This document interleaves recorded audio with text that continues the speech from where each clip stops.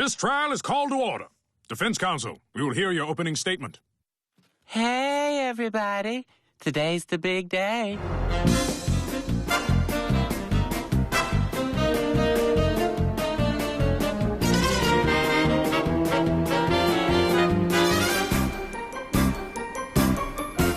Getting to 100 episodes is huge for any show.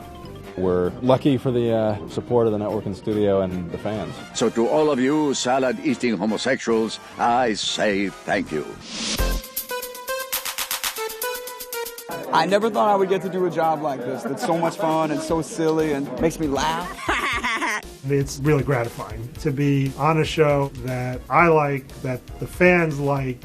The only person who doesn't like it is my mother. This is a great job, and I still am so happy people watch it and find it funny. I have nothing to do with the funniness of it. I just show up to work and say funny things. I'm going to pretend you're the New York Knicks. What makes me most proud about this show is that we have refused to pull any punches. We're an equal opportunity offender. Oh. I feel like I'm with a bunch of very bright, humorful, fun, nasty little kids. I have a glandular problem. After 100 episodes, you just feel like this is one of those shows that's going to last for a while. I haven't been here for the entire 100. You might say I've been here for the better shows. That's for you to say. Do you drink?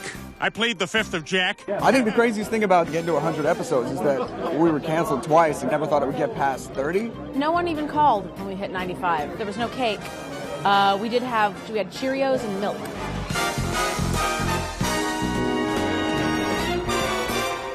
That was an ordeal. At the beginning of the 5th season, all the writers got together at Seth's house at the beginning for a day or two to just come up with story ideas. We were trying to figure out what would be a story that would be worthy of this milestone in the life of the series. And David Goodman threw out this idea of Stewie actually killing Lois. Stewie, why don't you play in the other room? Why don't you burn in hell? This goes back to the pilot of Family Guy and the character of Stewie trying to kill his mother, and the idea that he actually succeeds and kills her as 100th episode seemed like a natural idea. And now, you contemptible harpy, I shall end your oppressive reign of matriarchal tyranny. And also I was excited that I would get to write it. I have very little actual power on this show, but I do assign the scripts, so I assigned myself this one. It does say written by David Goodman on the 100th, which is incredibly misleading. I mean, left to his own devices, and we probably would have come back with a couple of scratches on a Stickum pad or something. But basically what happens is that one person goes off, writes a first draft for 2 weeks, comes back, it gets completely torn apart by the room full of writers. You know, the 12 or so writers will take it and say, okay, this works, this doesn't work. Well, David Goodman came up to me when I got this script, and he said, John, this is the 100th episode of Family Guy. It's a really important episode. I wrote it, and if you screw it up, I swear to God, I will kill you and your family. And so there was that pressure. The whole series has built up to this point because Stewie from day one has wanted to get rid of that woman, you know, so it's been kind of fun watching this develop. Mark my words, when you least expect it, your uppance will come. We've had 5 seasons of Stewie hating Lois and trying to perform violent acts against her and, you know, ultimately wanting to kill her. Lots of the writers on the writing staff felt we shouldn't do this story, that by having Stewie kill Lois, were we getting rid of something important to the series? And it's still a source of debate among the writers as, however, the deadlines approach. Everybody got on board just because we needed to get the work done. Bend down, Mother. Yes, honey? Ultimately, we realized that it doesn't matter, that if we have fun in this episode and he tries to kill Lois and then take over the world, we overthink a lot of things as writers, and at the end of the day, if it's funny, the audience will laugh at it.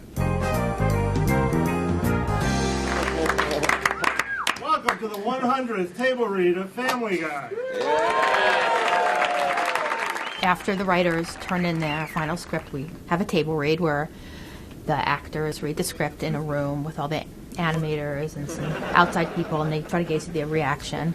Here, here's Lois a present. Happy birthday, sweetheart. She opens it.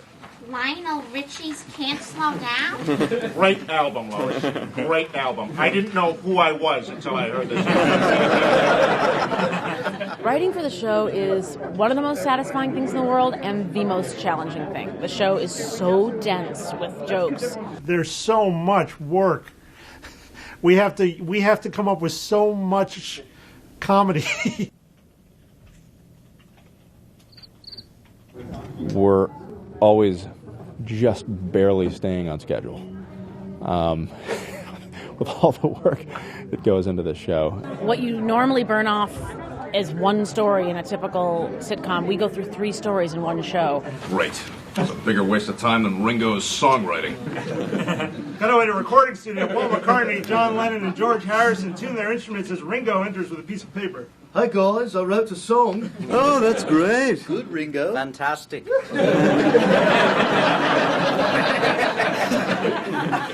Ringo hands it to Paul. You know what? I'm going to put it right here. Right on the refrigerator. That way we'll get to see it every day. The other's not in agreement. Ringo smiles. All right. It's high pressure and it's also incredibly mentally stimulating. I've worked with some of the smartest people in that writer's room. It also smells horribly like balls. It's mostly men. It's like sweaty balls. All the writers and staff contribute to all the episodes. It's just the nature of how this show works. We have our cutaway gags, our flashbacks, and there are groups of people who will go off and come back with a cutaway. I remember specifically, there was the night before the rewrite, and this is a cutaway that caused some controversy. It was infamous Pat Tillman gag. And this gag was very funny, but so dark. And in fact, we had a long discussion in the room as to whether this gag should stay in the script. And it got to 11:30, and it was like, Seth's like, let's put it in. Has your father ever killed anyone that you know of? Well, once by accident when he was in the military. Flashback to Afghanistan. A general stands before Peter, who's dressed in a soldier's uniform. There are other soldiers standing behind Peter. All right, so you all know your orders. When you see the Taliban coming over the horizon, you open fire immediately. Okay, so when I see Pat Tillman come over the horizon... No. When you see the enemy come over the horizon, you shoot the enemy. Okay. Good, now repeat it back to me. Okay, I shoot Pat Tillman and run over the horizon. He's on our side. You charge the enemy. Right, and shoot Pat Tillman. We put it in, and it got a huge laugh at table, and the network then told us to cut it. Once they table read the show and establish that these jokes are working, they then come into the sound booth and will record the actors. I was supposed to go up and fly with my girl.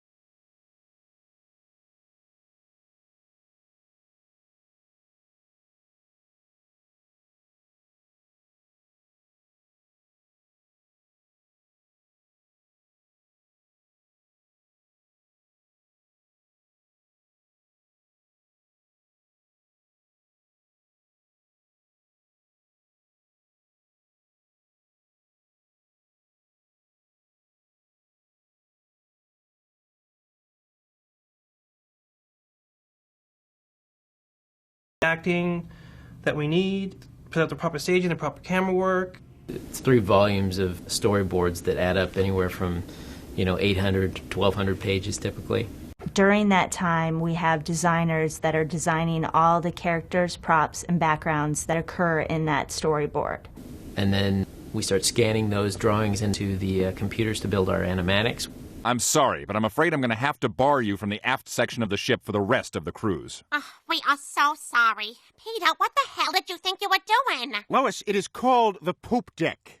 And we adjust the timing on some scenes, maybe speed things up, slow things down where it needs it, and add music and effects. And then the next day, we screen it in front of all the writers and the rest of the crew on Family Guy.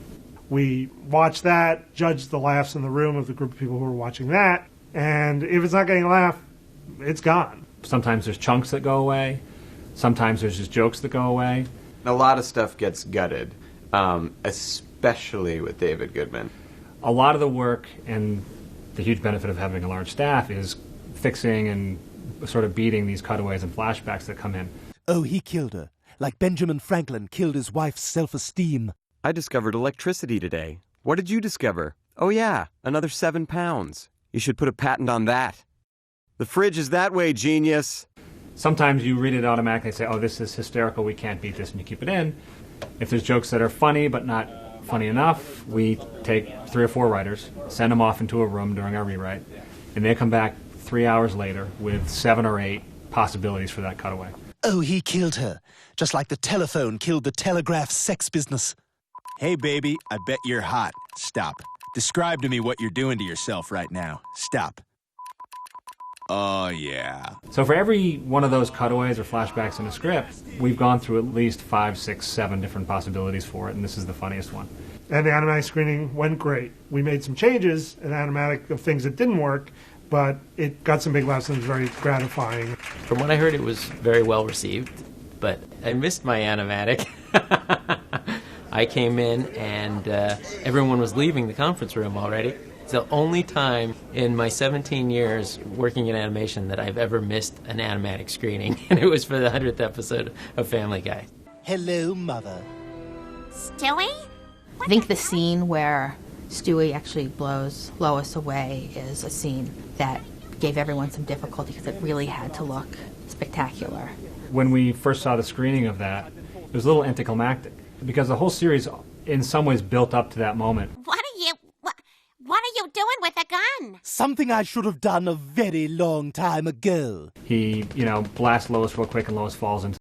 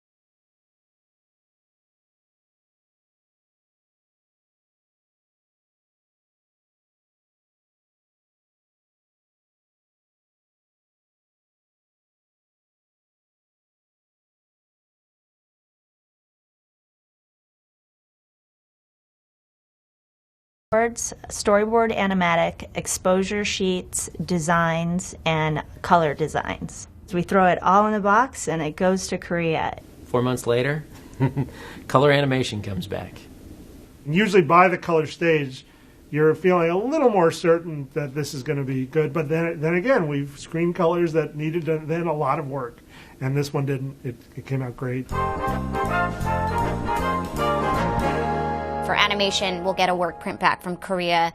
That's when the editor will start, doing his pass on it. We call numerous retakes. Seth is very picky, so we'll end up calling a lot of creative retakes. Or if there's a big musical number, we could spend hours on one scene. After we lock, we have a spotting session where we go through the show and Seth will talk about specific music cues he wants or specific sound effects or the tone of the show musically he wants. And the thing with animation, all you have is just what's recorded. So our sound supervisor has to build all those effects. Mr. Superman not here. A few weeks later, we'll have a scoring session. I think we usually have about a 30-piece orchestra, maybe 35-piece. I could be wrong. It depends on the show. If there's a big musical number, Seth is very much about music, so he'll want, as many musicians as possible. And it's very interesting with an animated show because it's like not many shows have a 35-piece orchestra for their music cues. But our show sounds great. Our composers are amazing. And then we'll have what's called a mix. We mix together the effects, the music, and dialogue. Seth will do his notes. Hopefully there won't be notes on every page. Seth sometimes will call retakes, and we're airing that Sunday. So we'll scramble to, get whatever scene he wants fixed immediately. We interrupt this program to bring you a special message from the new president of the world. Greetings, loyal minions. Again, there was some controversy among the writing staff about, do we really want to do this story? Are we burning something special about this show that Stewie wants to take over the world but never actually does it? And ultimately in that second episode, as crazy as it is, that Stewie's got a gun and everyone knows it. Everyone knows that Stewie is this fiend now. It's funny all the way through until you sort of buy it and you're on board for the trip. Look, do you like it? Yes. What do you like about it specifically? I don't know. Pick something or I'll blow your brains out! I like how it looks like an owl. Thank you for the compliment! I'd say definitely the hardest part was figuring out how to end it. I think the ending is really going to make a lot of people angry. So what you're saying is that what you experienced in the simulation didn't really happen or even matter? Yes, that's correct. So it was sort of like a dream? No, it was a simulation. There was no other way out of it. I'm sorry.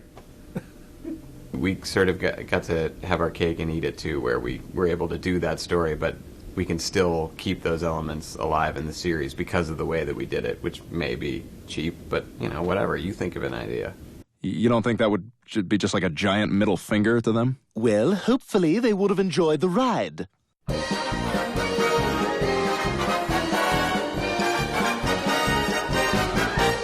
In terms of the future for Family Guy, I think we can do another 100. I think I'll be dead. Bye, world.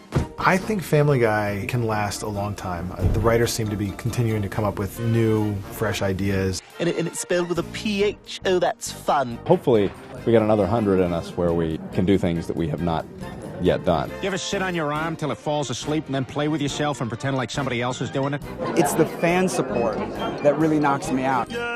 People who watch the show connect with it in the same way that we connect with it. It used to be all boys, young, sweaty, pimply boys that spent a lot of time alone in the closet with one hand. We're playing Magic the Gathering. It's really opened up now. Like, I hear from women all the time who are loving the show. Ah, sweet. There's a big fan base out there. A lot of people watch the show. They love it. The 200th episode isn't far behind. Nothing could stop us. Not even God himself. He doesn't have it in him. Why not? I'm God.